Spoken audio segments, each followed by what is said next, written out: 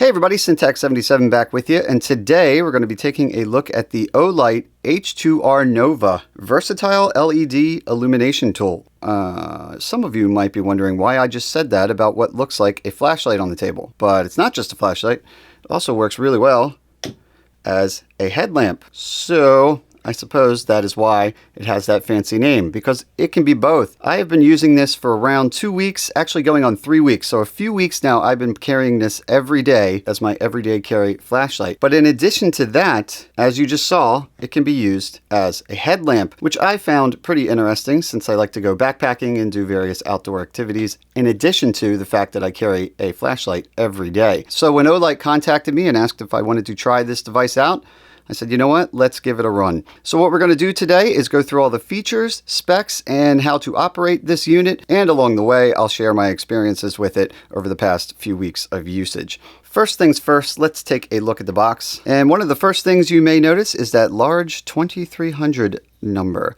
Yes, that's 2300 lumens. For those of you who aren't too into lumens, I'll just point out that my regular everyday carry flashlight that I've been carrying for like 5 years now is 180 lumens. That is a massive amount of light. So that is one of the standout features of this, especially because as you can see, it still fits right in the palm of my hand. You also notice a 45-day mark there. We'll get into the specifics of that in a minute. The LED type in here, it's made by the company Cree, and it's an XHP50. Now I looked into that a little bit, and that particular LED chip is in Cree's Extreme High Performance line of chips, hence the XHP. And from what I could find, it's also used in car headlights as well as street lamps. So that is a massively powerful little light there. And flipping it over to the back, we'll see the specifications here. It's got a Moonlight Mode, low, medium, high, and turbo, which is your 2300. And you'll see two sets there. Now, my particular model is the cool white version. There's also a neutral white version. The cool white version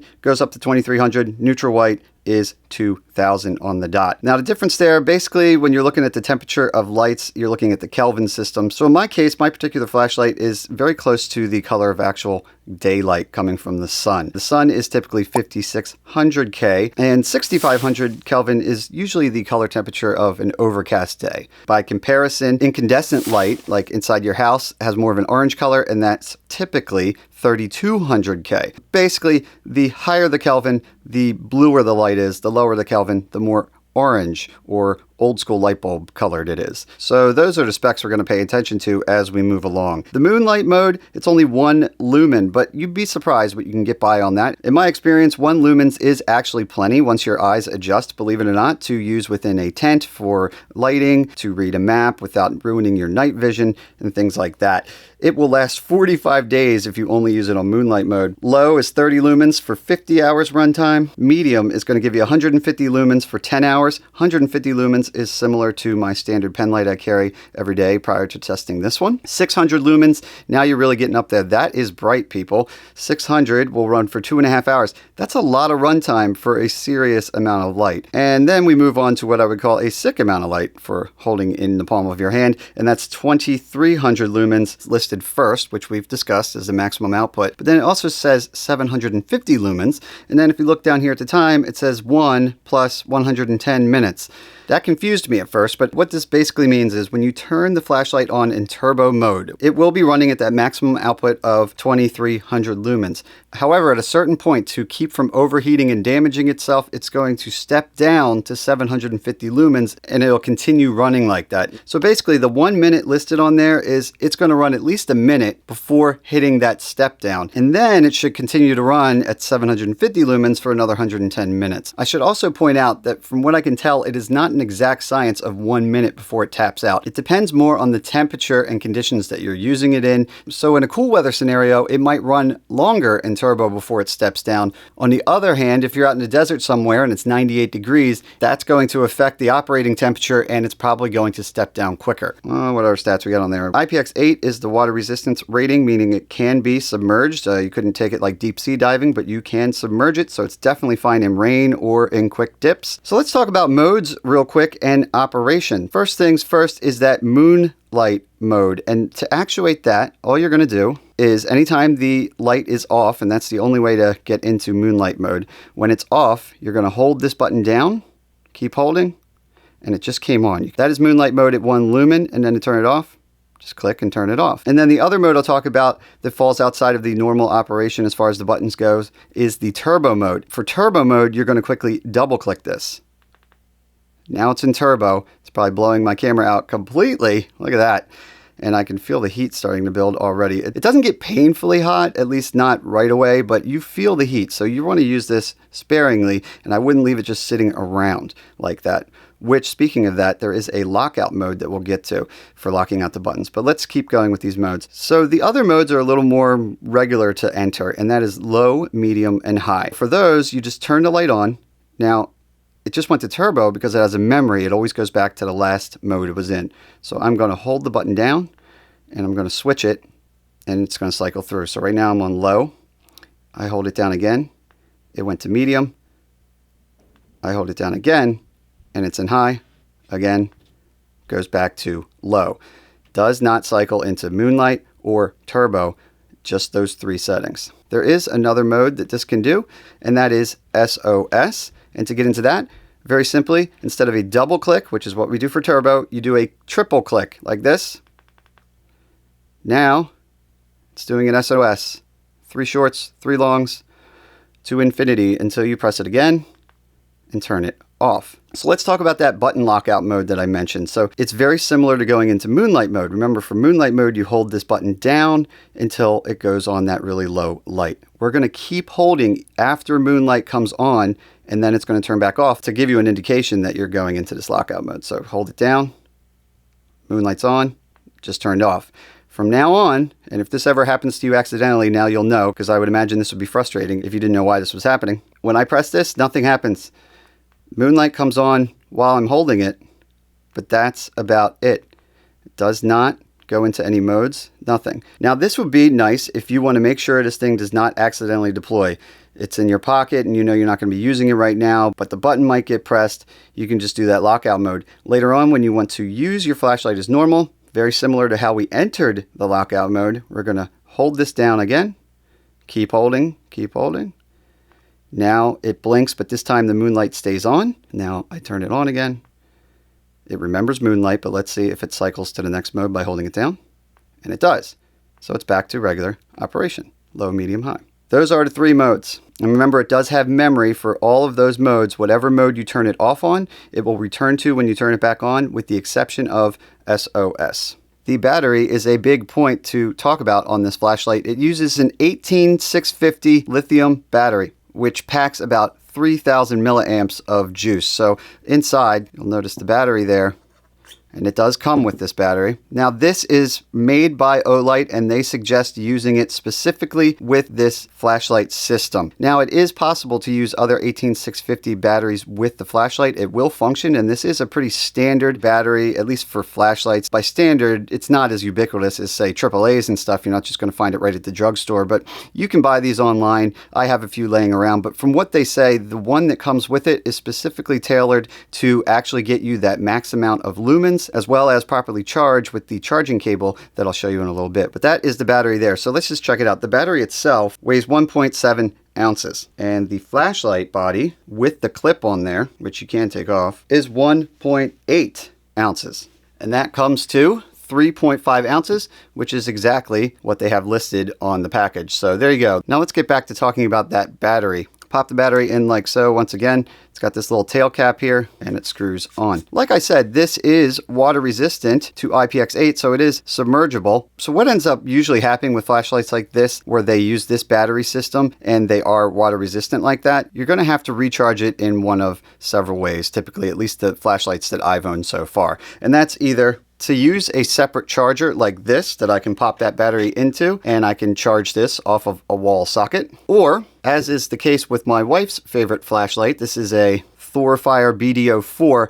Hers has a tail cap there, and then it came with this little adapter that goes on there as well. That pops on, and now it adapts it to be able to take a micro USB cable. I have no idea how I haven't lost this thing yet, but nonetheless, the H2R Nova has a pretty cool charging system that makes things even easier, and it goes like this. On the opposite end from the lens there, which which also has the power button. The opposite end from the lens there has this surface here. And it comes with a charging cable that looks like this. Standard USB cable on one end, you'll see there. So you can plug that into any USB outlet, including portable chargers. And on the other end is a magnetized charging connection. So you have this guy plugged into a USB port, come home at the end of the day, and snaps right together and starts charging. As a matter of fact, let me plug in to my power block here. This is my all-key 30,000 milliamp power bank. Somebody asked the other day, actually, if this thing was still working for me. I reviewed it several months ago, and I actually use this thing like every other day, almost every day. It's just so convenient. And I've charged this H2R Nova several times. Just plug it in, and you'll see that that light there has turned green. Mine's actually fully charged. I just charged it last night, so it's remaining green, meaning that it's done charging and I can take it off. And you see the light just went off too, so it's not even bothering to draw power anymore. If it was not fully charged, it would be red, and it would continue to be red until, well, it turns green and you know that your flashlight is charged. So I find this pretty convenient. The little magnetic charging cable there comes in pretty handy. And the charge time on this, I believe they said, is about 6 hours to fully charge. Now, of course, if you're using this as a headlamp, you're going to be carrying the headlamp strap as well, and that weighs 2¼ ounces, or for the full system, 6¼ ounces for the entire headlamp system with a capability of 2300 lumens. Obviously, this is for somebody that needs a lot of light. Perhaps you are a backpacker that just wants a bunch of light, although personally as a backpacker, I, as many people who follow the channel may already know, really do like to be as weight minimal as possible, but it all depends on your situation. So for comparison, my wife's headlamp here, the Phoenix, I believe HL23, is 3.43 ounces with the strap. So this whole thing with the strap weighs about the same as the H2R does just by itself. But it really depends what your lighting needs are. I mean, for my wife going out, this is fine. Minimal amount of weight and light, it's a good ratio. Perhaps you're doing something more intense, maybe more life-threatening, cold weather, going in caves, you're in emergency services, law enforcement, you're an operator of some sort, you want heavier grade lighting, then you got to weigh those options, literally. Also, for somebody like me that likes to carry every day, like I said, I've been carrying this for a few weeks now, and yes, it is a little heavier than my normal carry flashlight, which is for the last 5 years now, this Preon 2 pen light. Yeah, it's about double the weight, but it's not terrible in my pocket, and it's definitely more robust in the hand, so that does just come down to personal preference and how much light you need. For like dress clothes or something, I wouldn't be carrying this. Matter of fact, the one day I didn't was when I went to a wedding and I carried this guy instead. But I did get used to having all the capabilities of this in the light modes. Speaking of that headlamp strap, let's actually try it out on there. So to do that, you simply remove the pocket clip from it, and there is a magnet inside of this headlamp strap, which is going to make it very securely stick on there. And then, as an additional securement, you pull this rubber piece down.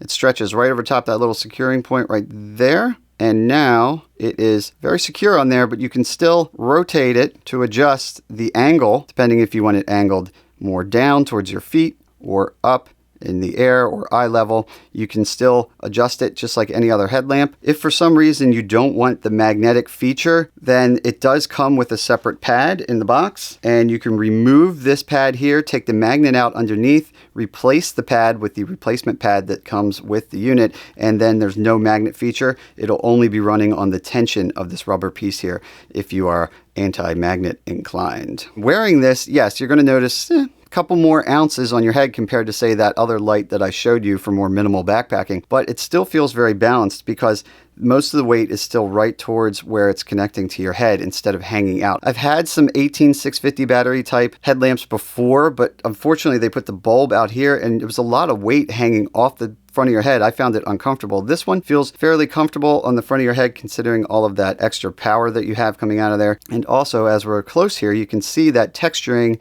the diffusion kind of texturing on the lens of the light right there. That gives it a nice wide, even throw from what I've seen. There's no like artifacts or rings within there. It's just a nice big area light. This is a good light for lighting up the general area right around you and lighting it up really bright if needed. It doesn't necessarily throw super far and sharp like, say, like spotlight style. So if you're looking to really reach out into the darkness, and again, this one says it goes up to 150 meters, but compared to something that's designed to throw further without that diffusion, this might not be the right light for you, but for backpacking and doing chores around the house and stuff, I find this diffusion very nice for area lighting. I actually used this last week while fixing my garbage disposal, and compared to a regular light where the lens comes right out the end where that power button is, I didn't even think of this until I was working under my sink, but because of the way that shape is, especially when you put the clip back on it, which you can kind of rest against, and the clip is rotatable anywhere you want. See how it just kind of sits there? I could aim it right where I wanted. It was pretty convenient compared to trying to prop up a flashlight on something. Yeah, you get the point. So it's good for handy activities like that. Back to that clip, I will mention, you can see the way the clip works there.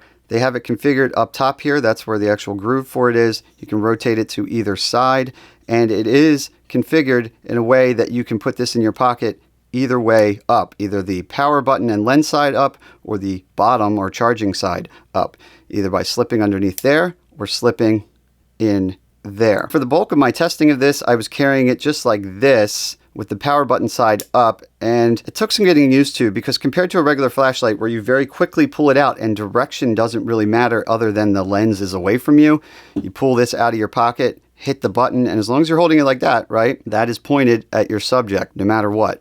It does take some getting used to with this because when you pull it out of your pocket, like say with the thumb, you don't necessarily have that lens pointed where you want it. In fact, you could be pointed back at you, although luckily you can pretty much feel the front of that lens there. But if you're used to carrying the other style of light and this is your first time with the side mount lens, it will take a little getting used to, that's for sure.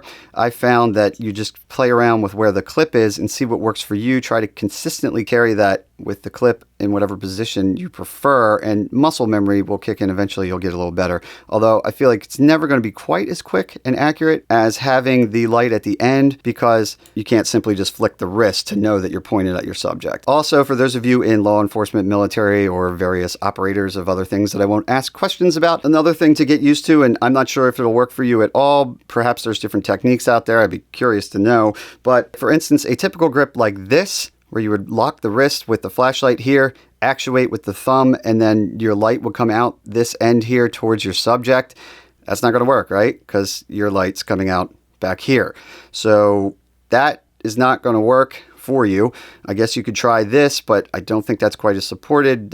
We're getting into a whole subject area that I'm not quite ready to get into, but something to be aware of if you're carrying for defensive applications. Compared to, say, a regular flashlight, you can hold like this, or even in a jam, put between your fingers with a pen light, but something to think about. Looking at the body itself, it is an aluminum body. It's got some texturing on there, which is nice to keep it from slipping in your hands when it's wet, and some more texturing on the tail cap. It's got basically like a jimping kind of thing going on the end here, which as you use this, muscle memory wise, you'll be able to feel when you pull it out of your pocket that yes, if this is on your thumb, the lens is facing away from you and gives you a little grip on it depending how you hold it. I should also mention, I thought I was done with the pocket clip, but it does come off like I'd mentioned earlier. But another thing to note is I started playing around with keeping this lens side down in my pocket so that I could try a different method of deployment. But one thing that I did notice quickly was that even though this pocket clip is reversible, I find that it slips in the pocket easier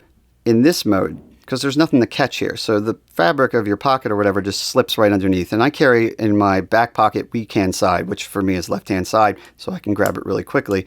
And that slips in and out pretty easily. On this side, it still works, and I'm sure it's something you would get used to, but see how it has the ability to catch there? So putting it back into your pocket can get a little hung up. So what I noticed was, even though I don't think it's actually designed for this, it does seem to work just fine. And that is to put it on the end. It doesn't actually have a channel or a groove like that. And now, if you want to, you can do lens side down in your pocket and still use that, I think, a little bit friendlier pocket clip style. And with this style, I'm able to reach into my pocket, picture the fabric here. I reach in, I pull it out, and when I get it up, I already have my index finger positioned right there, click it, and it's on. So that's another method of carry that I've been experimenting with this. So it does have some versatility in terms of pocket retention and deployment. And that pretty much covers all the features and operational caveats for this unit. So I guess that just leaves us with the low light test. So here we are outside, and this is Moonlight.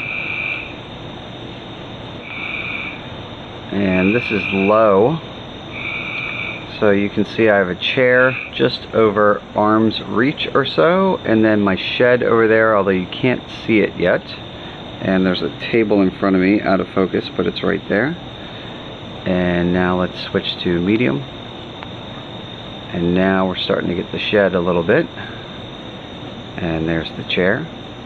And a little bit further into the yard. And now we're going to go into high.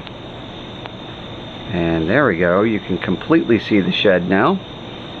And the chair in front of me is well lit. And now I'm going to shut the light off.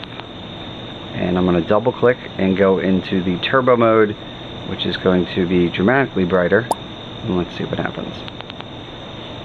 Yeah, that's pretty bright. You can see the shed is completely illuminated. I can feel the heat coming off of this thing right now. The chair is right there, and it's actually too bright in camera terms. It's completely clipping. So that's actually brighter than you would want for filming. And beyond the shed, the neighbors are going to love this, but look at this. All of a sudden I can see the entire yard all the way out to the edge of that fence there. And just for perspective, if I turn it off, that right there is high. You can see I get the outlines of the fence, but it doesn't quite go as far. What do you want me to do? You're looking good. Does my hair look okay? Yeah, actually, it works really well with your hair. Maybe that's a tip that we can give people on the review. Wear this while you eat. Yeah. And your hair will look great. Yeah, no, it's really doing wonders for the hair. Wait, turn the light off. I can eat lunch in the... Oh, that's smart. That's more of like a review. Now you're eating in style. I can see better. Oh, you can turn it down to look at your plate. Why would I do that? Because then it looks at your... Yeah. I mean this. Just rotate it. Look at that. Oh. Right? No stuff is... I thought you meant like turn the light down. No. Why would I do that? I want it to be lit. Get it? That's what those cool kids are saying. Oh, if you hold down the button, it goes up higher. Are you telling me to do that? I'm in the middle of trying to eat lunch. Oh,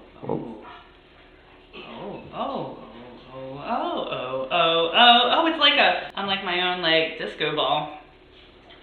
There's no strobe light on this. I should point that out. I haven't mentioned that. You can make it. There's an SOS mode, but no strobe. I'm making strobe So if you like strobe and you don't like to do it manually like Sarah here, you will be missing that feature.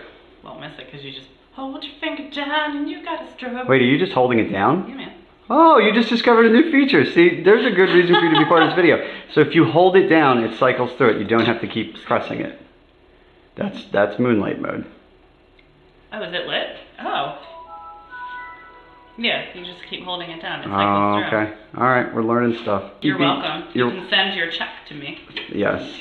Check's in the mail. You enjoy the rest of your burrito. Thank you for modeling the headlamp for us and teaching us all some new things. Anytime. The H2R Nova. So there you go. A little demonstration of the lighting power of this guy. You can see it is pretty capable, but then on the opposite end of the spectrum, that Moonlight Mode is pretty cool for saving night vision, prolonged battery life, etc. At this point, I do believe we have covered all of the bases. I do like this flashlight. It is specific to certain situations. It's not for everybody, and it's not always going to be for me, although as an everyday carry, it's not really bothering me. It's still pretty small for all the capabilities it has, and as a headlamp, I went over my thoughts on the backpacking thing. Probably not every trip, but maybe a group trip where I really want to know that I have some serious lighting on like a winter trip or something more critical for an extra 2.5 ounces and a lot more battery life. It's not just always about how many lumens you're pushing, but how long is this thing going to last? And are you spending a bunch of money on batteries instead of recharging like you can do with these 18650 batteries? As usual, in the video description, there are Amazon product links. If you're a fan of these videos, using those is a great way to support the channel. I do believe that covers it. The Olight H2R Nova Versatile LED Illumination Tool, otherwise known as a flashlight and a headlight, all in one package. Till next time, I'm Syntax77, and you have fun out there.